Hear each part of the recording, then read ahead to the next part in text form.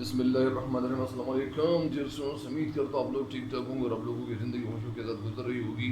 और आज मज़ीद अशार की तशरीह की तरफ आप लोगों को लिए जा रहा हूँ और ये मज़ीद 3 अशार या 3-4 अशार की तशरीह आज करूँगा।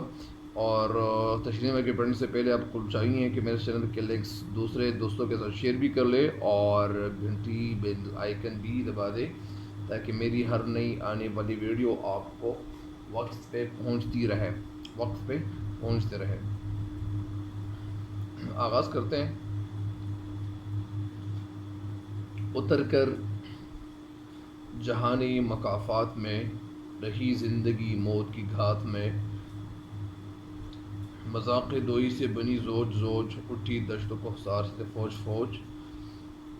तो यहाँ तक अशार की तशरीह की थी। आज यहाँ से आगाज़ करते हैं। गुल इस शाख से टूटते भी रहे, इसी शाख से फूटते भी रहे। समझते हैं नादा इससे बेसबात, उभरता है मिट मिट के नक्श हयात। बड़ी तेज़ जोला बड़ी ज़ूद रस, अज़ल से अबद तक रमी एक नफस। ज़माना के ज़ंजीर अय्याम है, दमों के उलट ठहर का नाम है। अच्छा, मज़ाक़ दोई से बनी सोच सोच। दोई यानी दो, ये तशरीह कल की थी। गुल इस शाख से भी टूटते भी रहे, इस शख्स इसी शाख से फूटते भी रहे। इस शेर का मतलब क्या है और इसका जो दो टोक मतलब है तो वो ये है कि ज़िंदगी क्या थी। ज़िंदगी हवाले से बताया जाता है कि ज़िंदगी क्या से क्या थी और क्या से क्या हो गई। इसका मतलब क्या है? शायर शेर में कहते हैं कि बेखबर लोग या कभी इस शाख से फूल टूट गए और कभी फूट पड़े। यानी ज़िंदगी मौजूद से नाबूद और नाबूद से मौजूद होती रहती है। इसका क्या मतलब? इसका सिंपल सा मतलब ये है, सिंपल सा यानी आसान सा मतलब क्या है? आसान सा मतलब ये है कि चुनांचे ज़िंदगी को अगर किसी पौधे की शाख तस्वुर किया जाए, कर लिया जाए, तो एक जानिब एक तरफ तो फूल इसी शाख से टूटते रहे, यानी एक शाख से फूल इसी शाख से टूटते रहे। अगर ज़िंदगी को क्या तस्वुर किया जाए? अगर ज़िंदगी तस्वुर किया जाए, किस चीज़ को ज़िंदगी तस्वुर किया जाए? यानी चुनांचे अगर ज़िंदगी को अगर किसी पौधे की शाख तस्वुर कर लिया जाए तो एक तरफ तो फूल इसी शाख से टूटते रहे, दूसरी तरफ इसी शाख से फूलों की नमूद हुई और ज़ाहिर हुई, यानी ग्रोथ हुई। मुराद ये है कि ज़िंदगी का दूसरा दोहरा अमल यह है कि इस हाथ से देती है तो दूसरे से ले लेती है। यूँ लगता है कि इस शेर में कबाल ने यानी किसी और तरफ इशारा किया हुआ है। यानी मिसाल इसकी ये है कि मिसाल के तौर पर कि इंसान है, जब वो इस दुनिया में आता है तो अपनी ज़िंदगी जब वो मुकम्मल करते हुए जब इस दुनिया से चला जाता है तो वो यहाँ सोगवार लोग जो छोड़ते हैं, सोगवार लोग कौन होते हैं? वो उनके बच्चे होते हैं। तो वो इंसान तो इस दुनिया से हमेशा के लिए चला जाता है, लेकिन वो जो कुछ छोड़ता है तो वो उनके बच्चे होते हैं और उनके जो नेक अमाल होते हैं, या इसी तरह उनके बच्चे जब नेक अमाल करेंगे, अच्छे काम करेंगे और नेकियां कमाएंगे तो उन नेकियों में उनके वालिदैन का भी हिस्सा होगा।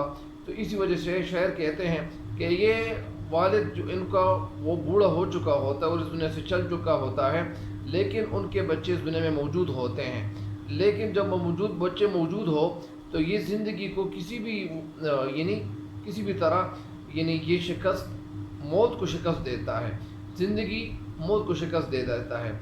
ज़ाहिरी बात है कि नेकियां जो होती हैं तो वो हमेशा ज़िंदा रहती हैं। यानी एक मिसाल यहाँ ये भी है कि बहुत सारे लोग जो तबलीगी भाई हैं और वो जो काम करते हैं या जिस से रोज़े के लिए निकलते हैं या इसी तरह 40 दिनों के लिए निकलते हैं या 4 माह के लिए या 1 साल के लिए या सारी उम्र के लिए, तो जब वो किसी मस्जिद चले जाते हैं तो वहाँ जब जो लोग तैयार हो जाते हैं तो उन लोगों को क्या हो जाता है? यानी ये लोग तो वहाँ से आ जाते हैं, यानी से रोज़ा जब इनका पूरा हो जाता है तो ये लोग तो वहाँ मस्जिद से वापस आ जाते हैं। लेकिन ये जो लोग वहाँ निकाल चुके होते हैं, जो लोग वहाँ तैयार कर चुके होते हैं, जिन लोगों के पीछे یعنی ان لوگوں کی محنت ہوتی ہے، اور یہ جو لوگ تیار کر چکے ہیں، اور گش سے نکلنے میں جب یہ لوگ جو کچھ تیار کر چکے ہیں تو وہ لوگ تو وہ کیا نکلتے ہیں، وہ تو سروزے پہ نکلتے ہیں، اور یہ لوگ اپنے گھروں کی طرف آ جاتے ہیں۔ تو یہ لوگ موجود تو اپنے گھروں میں ہوتے ہیں، لیکن ان کی پیچھے کیا آ رہی ہوتی ہیں۔ اسی وجہ سے یعنی انسان کے بارے میں یہ بتایا جاتا ہے، علامہ اقبال رحمۃ اللہ علیہ بہت خوبصورت خیال بیان کر چکے ہیں کہ ایک انسان جب اس دنیا سے چلا جاتا ہے، لیکن ان کے بعد جو ان کے بچے ہوتے ہیں، جو وہ نیک کام کر چکے ہوتے ہیں، وہ نیک کام کے بدلے یعنی ان کی پیچھے نیکی آ رہی ہوتی ہے۔ تو یہی شعر کا مطلب ہے۔ تو ایک دفعہ پھر میں آپ کو علامہ اقبال رحمۃ اللہ کی جو تشریح ہے، جو شعر کا جو مطلب ہے وہ سمجھاتا ہوں کہ شعر کا مطلب کیا ہے، شعر کہنا کیا چاہتے ہیں۔ شعر میں کہنا یہ چاہتے ہیں کہ زندگی کے پودے پر پھول کھلتے رہتے ہیں، پھر ٹوٹتے ہیں اور بکھرتے ہیں، اور اس کے بعد اسی شاخ پہ ٹوٹے ہوئے پھولوں کی جگہ نئے پھول لیتے رہتے ہیں۔ یعنی جس طرح ایک درخت وہ ہوتا ہے تو وہ درخت وہ ختم ہو جاتا ہے، لیکن اس درخت کو ختم کرنے کے بعد یعنی بہت سارے لوگ ایسے ہوتے ہیں کہ وہ درخت کا جو وقت مکمل ہو جاتا ہے، درخت کو کاٹ لگتے ہیں، لیکن وہ درخت تو کاٹا جاتا ہے، لیکن اس درخت کے ساتھ ساتھ جو اور نئے پودے کھل چکے ہوتے ہیں، نئے درخت کھل چکے ہوتے ہیں تو وہ نشو و نما کر رہے ہوتے ہیں، اسی طرح ان کی گروتھ جاری رہتی ہے۔ تو اسی وجہ سے وہ پودے وہ تو کاٹ لیے جاتے ہیں، لیکن ان کے بعد کے جو پودے ہوتے ہیں تو وہ یعنی ان کی گروتھ شروع ہو جاتی ہیں، اور اسی طرح وہ بڑھنے لگتے ہیں، اور وہ اسی طرح تو وہ درخت ان کی تو جان یعنی وہ ختم ہو جاتی ہے۔ اسی وجہ سے شاعر کہتے ہیں کہ پھولوں کی جگہ نئے پھول لیتے رہتے ہیں، بالفاظ یعنی اس کے علاوہ یعنی بصورت دیگر زندگی موجود ہے اور نابود سے موجود ہوتی رہتی ہے۔ یعنی ایک انسان جو ہوتا ہے، یا اگر میں آپ کو یہ بتا دوں کہ ایک جو وہ مرغی ہوتی ہیں یا اس طرح کچھ پرندے ہوتے ہیں، تو پرندے جو ہوتے ہیں تو وہ انڈے دیتے ہیں، اور جو انڈے دیتے ہیں تو انڈے مردہ تصور کیے جاتے ہیں، تو وہ انڈے تو مردہ تصور کیے جاتے ہیں، پھر وہ مرغی وہ تو ختم ہو جاتی ہے، اس دنیا سے چلی جاتی ہے، لیکن ان کے بعد جو انڈے رہتی ہیں تو وہ ان سے پھر مزید بچے پیدا ہوتے ہیں۔ تو اسی وجہ سے یہ ٹوٹ پھوٹ کا جو یہ عمل ہے، اگر یہ نہ ہوتا اور یہ نئے بچے پیدا نہ ہوتے، یا اسی طرح نئی مخلوق وہ اس دنیا میں نہ آتی، تو پھر کیا ہوتا، یعنی پھر کچھ بھی نہ رہتا، اور آج کل بھی یعنی کسی کا نام و نشان نہ رہتا، نہ کوئی پودے ہوتے، نہ کوئی بچے ہوتے، نہ جانور ہوتے، نہ پرندے ہوتے، نہ مرغیاں ہوتی، نہ مچھلیاں ہوتی، کوئی بھی چیز نہ ہوتی، اور نہ کوئی درخت وغیرہ ہوتا۔ تو یہ اسی وجہ سے کہ دنیا کا جو نظام چل رہا ہے، یہ اللہ تعالیٰ اس کا نظام چلا رہا ہے، اور یہ اللہ تعالیٰ یہ نظام بہت خوبصورت طریقے سے چلا رہا ہے۔ تو دراصل اسی فنا کے عمل میں ہی کیا پوشیدہ ہے، بقا پوشیدہ ہے۔ اسی فنا اور ختم ہونے کے عمل میں یعنی بقا کے معنی ہے باقی رہنا، یہ موجود ہے، اور اسی وجہ سے اللہ تعالیٰ نے اس دنیا کا جو نظام چلانے کا جو جس طرح فیصلہ کیا ہے، جس طرح اللہ تعالیٰ یہ نظام چلا رہا ہے، تو ظاہری بات ہے کہ اللہ تعالیٰ اس نظام کو صحیح طریقے سے چلا سکتا ہے۔ اگر یہ انسان کو یہ ذمہ داری سونپی جاتی، ذمہ داری یہ ان کو نبھانے کے لیے یہ کہا جاتا، تو کیا یہ انسان یہ